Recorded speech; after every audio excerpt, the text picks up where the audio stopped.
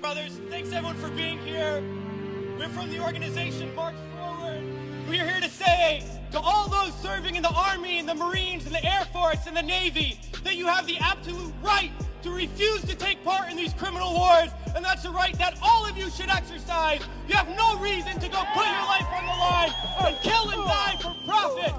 We've been to Iraq, we've been to Afghanistan, and we know what these wars are really about. And we joined the military for many reasons. Because we need a college education, because we need a job, because we need health care. And then we joined the military, and they tell us that our enemies are poor people in caves in Afghanistan, or poor people in the deserts of Iraq. But we've been to those countries, and we know that our enemies are not other poor people abroad. Our enemies are the people that laid us off from our jobs, that denied us health care, that make it impossible to get an education. Our enemies are not in the poorest countries on the planet, but right here in the richest one. The occupations of Iraq and Afghanistan alone are costing over $700 million every single day. This is a crime. Every single day, while so many of us are hurting. Well, I think all of us here and the vast majority of people in this country would agree that we can spend $700 million a day better than bombing people that we have no reason to bomb.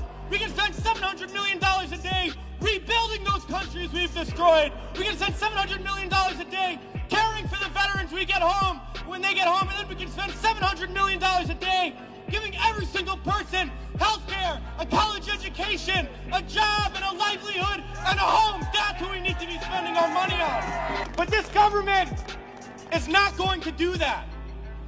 They're not going to use the money in that way. They're not going to end the wars. And they're not going to do it because it's not our government.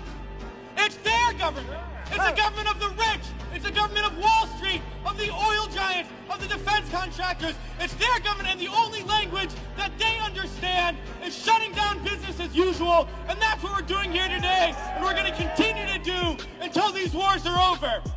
It's crystal clear now that these wars are going to continue and expand and go into other countries. That is the trend. That is what we know, that there is perpetual war, and it's only going to stop if the people stand up and stop it. And that's what we're going to do, sisters and brothers.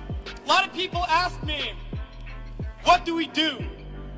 Because we all know things are bad. We all see the atrocities on TV. We read about it. We experience it. People always ask, what do I do?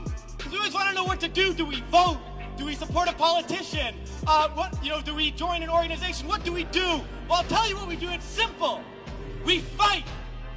We fight, and we fight, and we fight, and we shut down our workplaces. We shut down our schools. We shut down the streets. We shut down business as usual. And we fight until we force the people in there to do what the people out here want. Because that's how we're going to get around, and we're going to fight until there's not one more bomb drop, not one more bullet fired, not one more soldier coming home in a wheelchair, not one more family slaughtered, not one more day of U.S.